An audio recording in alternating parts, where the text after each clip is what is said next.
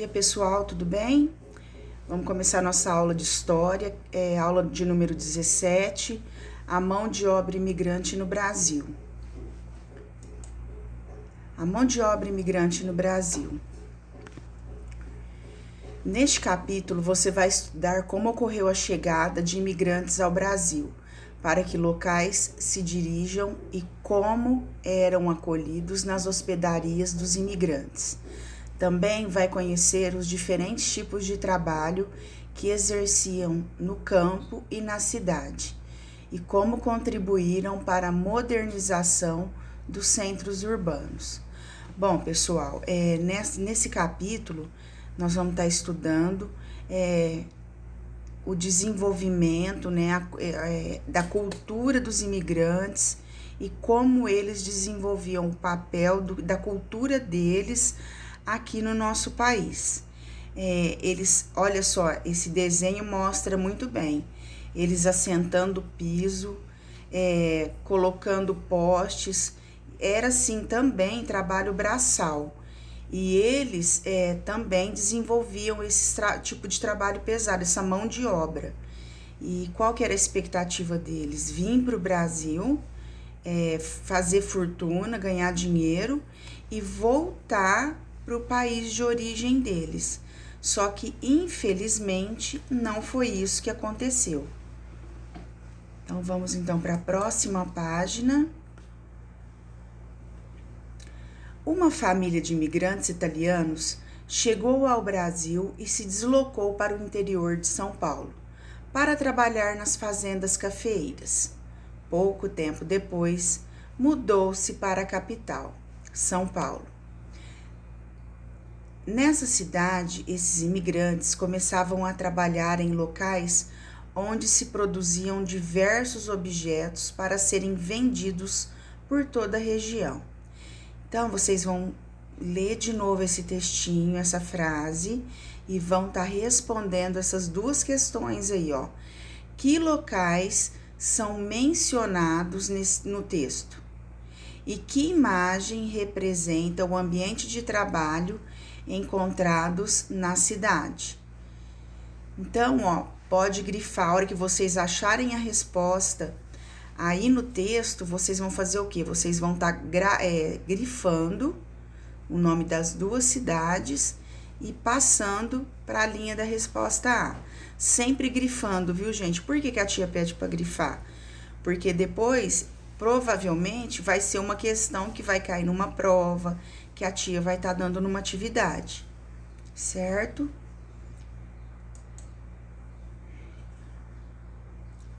Imigrantes e a modernização das cidades. As cidades foram modernizadas à medida que cresciam.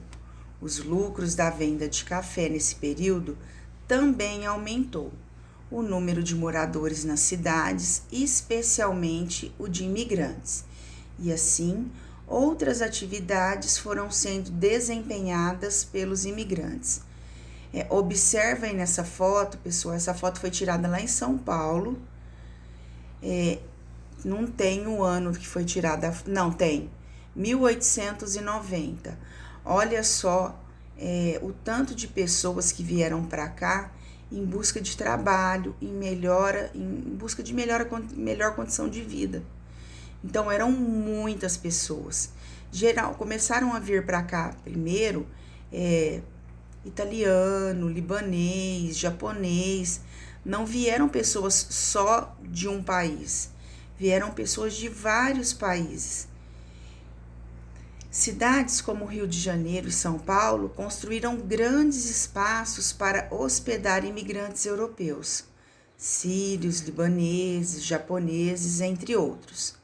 No início, essas hospedarias de imigrantes ofereciam um abrigo temporário, até que as pessoas fossem direcionadas para trabalhar em uma lavoura de café.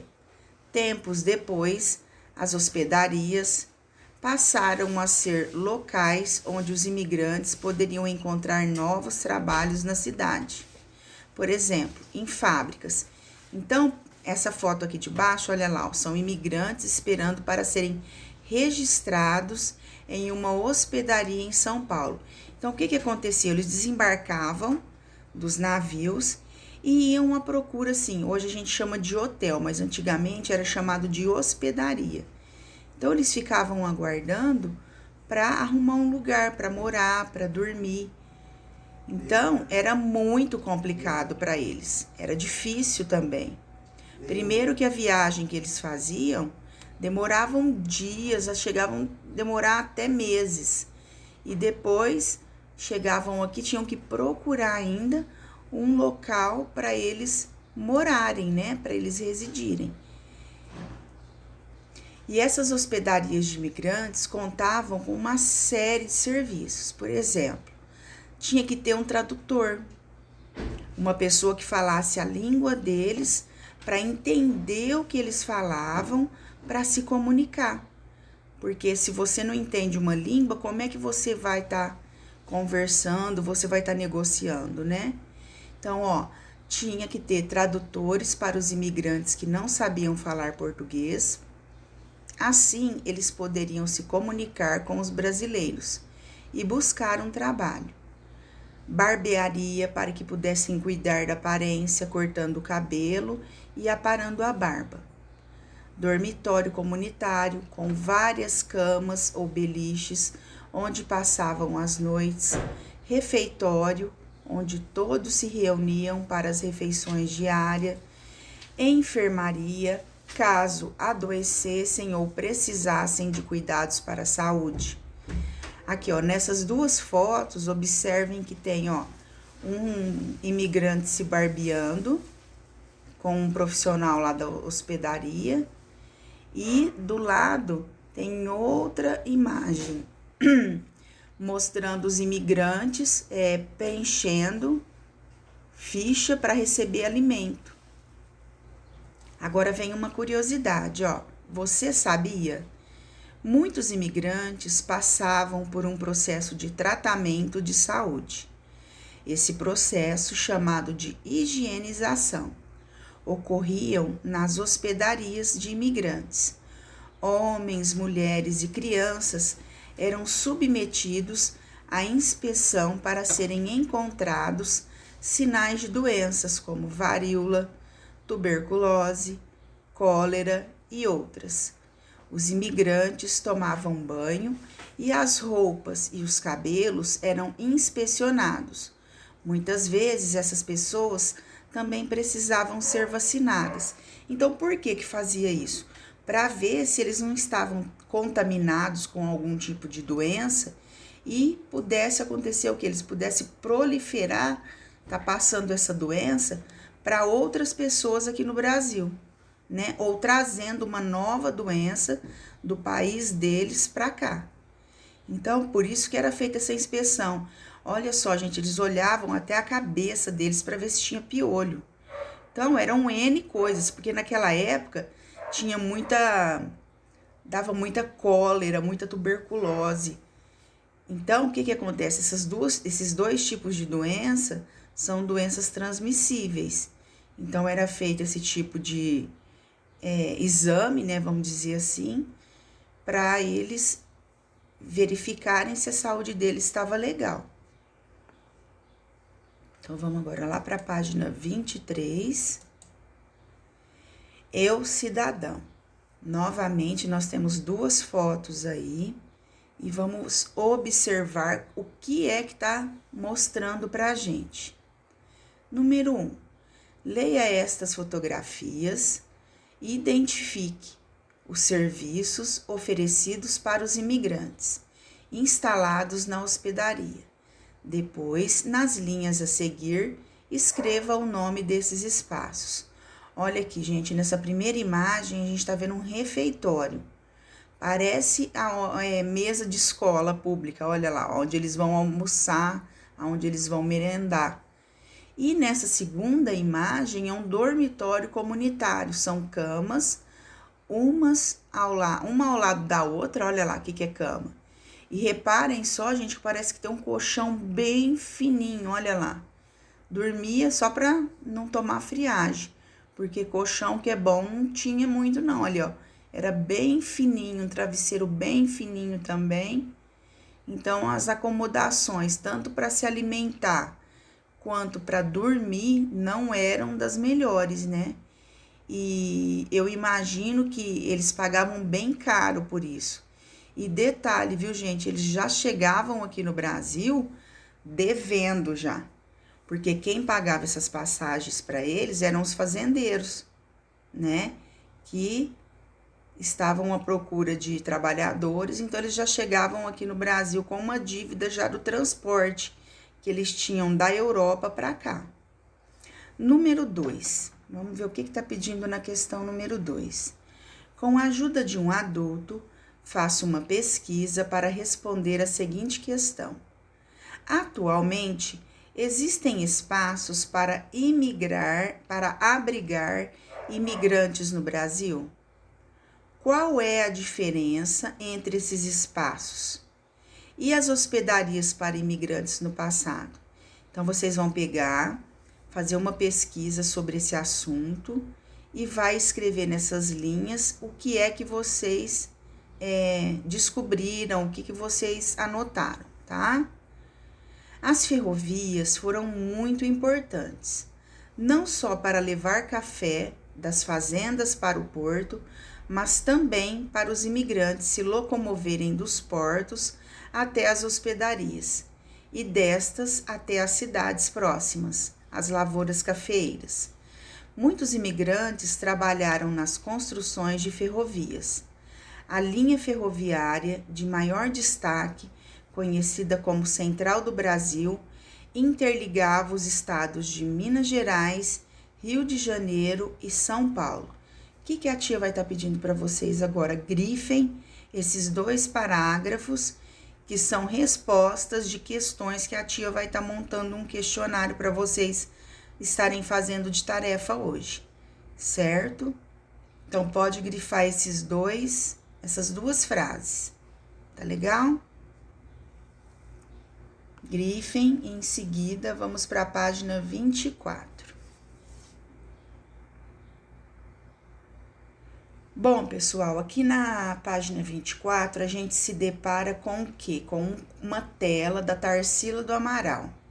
Então, é uma obra de arte dela, aonde ela relata uma viagem de trem para do Rio de Janeiro a Minas Gerais.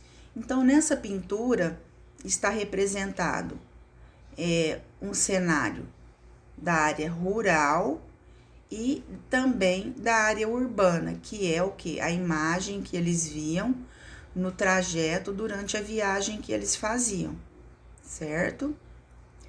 A respeito da obra, responda as questões. Primeiro, eu esqueci aqui, gente, obra de Tarsila do Amaral, após viagem de trem ao Rio de Janeiro e a Minas Gerais.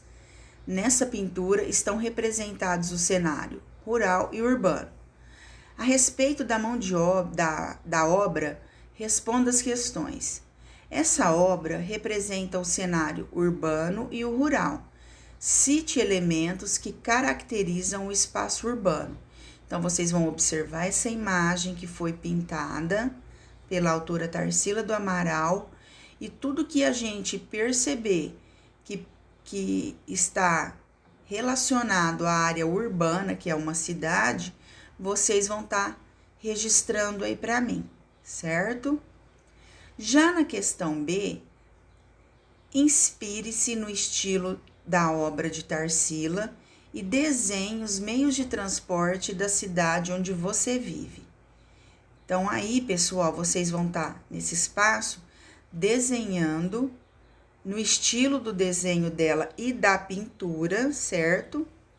O jeito de colorir, imagens que remetem o quê? Ao transporte da cidade hoje, é onde a gente vive. Lembrando que hoje nós temos tipos de transporte que naquela época não existiam. Então, esse retângulo aqui vai lotar de meio de transporte, certo? Terminando, nós vamos então para a página 25. Letra C.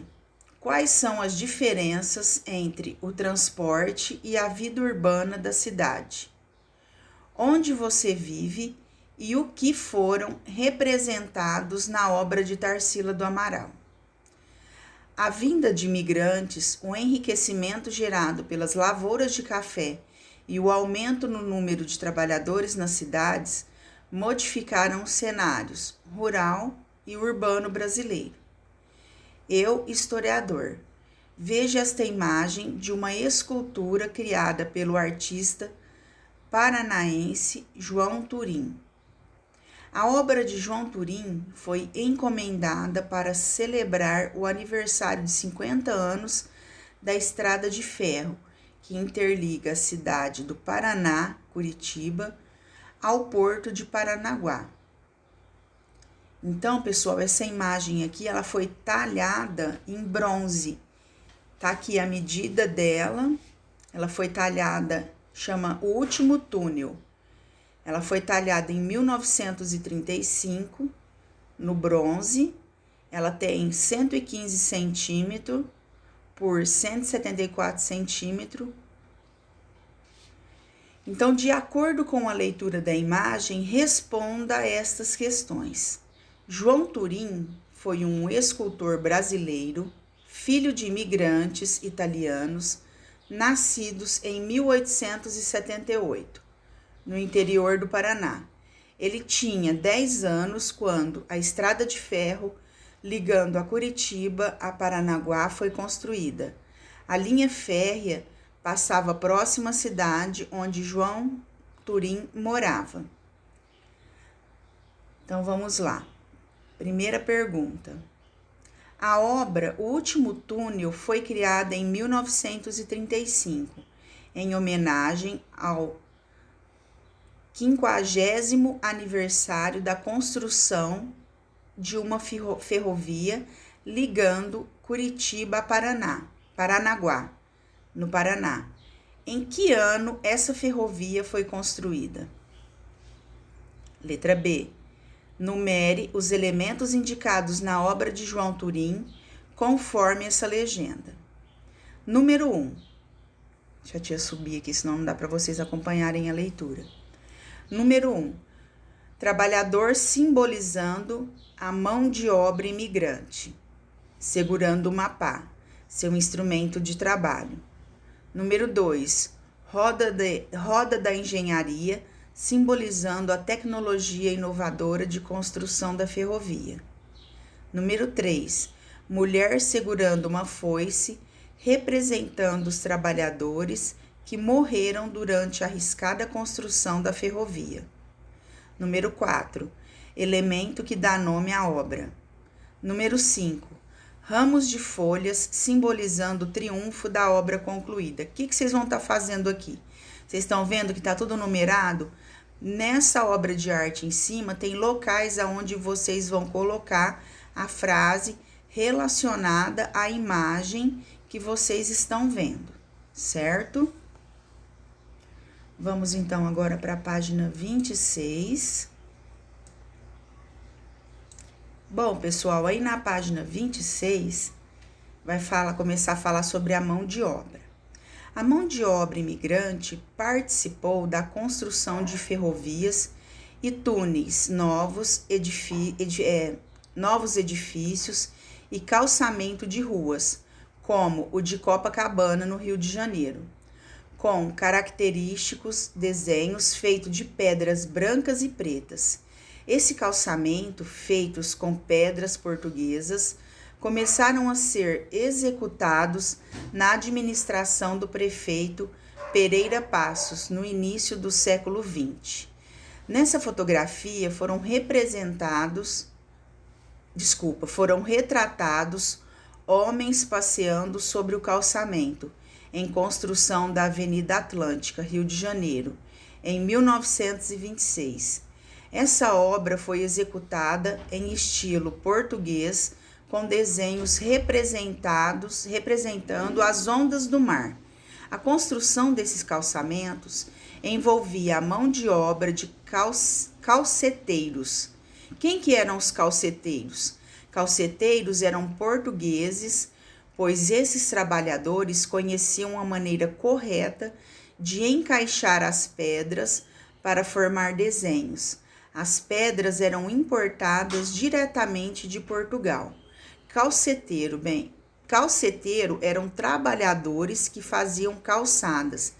Aquela calçada que tem no Rio de Janeiro, famosa, foi feita pelos portugueses. Olha só, gente. Eles que criaram aquele design da calçada e encaixaram as pedras de acordo com o desenho das ondas do mar. Olha só, eles se inspiraram nas ondas do mar para estar fazendo aquele calçamento. Outros olhares. Número 1. Leia esta foto. Aí, ó, trabalhadores na cidade de Lisboa, Portugal, em 1907. Com base na leitura da imagem, responda as questões. Letra A. Em que cidade essa fotografia foi registrada? Letra B. Qual era a origem dos imigrantes que chegavam ao Rio de Janeiro para trabalhar no calçamento de Copacabana? Vamos então para a próxima página. Nós temos algumas questões aqui referentes a esse conteúdo que a gente acabou de ver. Número 2.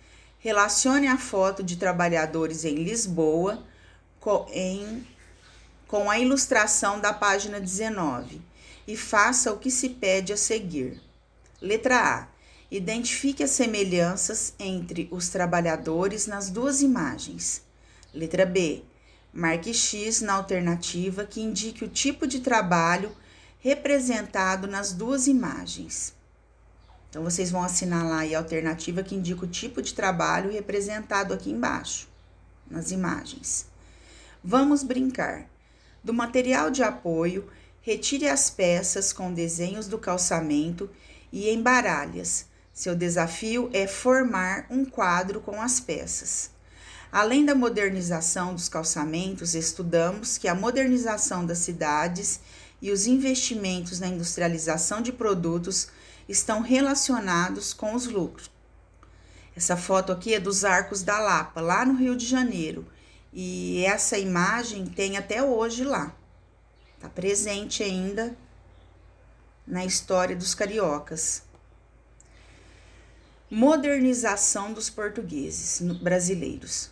A riqueza gerada com a venda do café atraiu imigrantes e possibilitou a construção de ferrovias para transportar mercadorias entre as diversas regiões do Brasil. Essas transformações e os lucros obtidos com o café favoreceram o surgimento de diversas fábricas, produtos manufaturados e produtos fabris. Antes da fundação das indústrias, os produtos eram manufaturados, ou seja, eram feitos sem o uso de técnicas industriais. Assim, eram produzidos vários objetos, por exemplo, velas, tecidos, roupas, móveis e utensílios de ferro e madeira.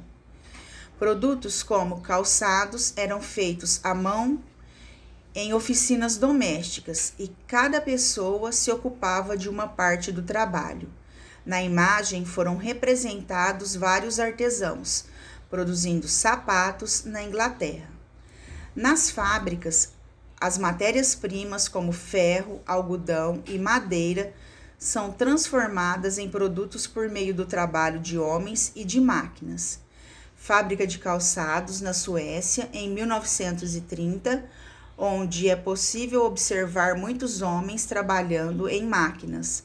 A quantidade de calçados estocados e resultados das atividades fabril. Então, pessoal, daqui a pouco, até o final do término do nosso horário, a tia vai estar passando um questionário referente a esse conteúdo de história que a gente viu. E esse questionário é o que vai ficar de tarefa para vocês, ok? Então, beijo, até daqui a pouquinho na próxima aula de português.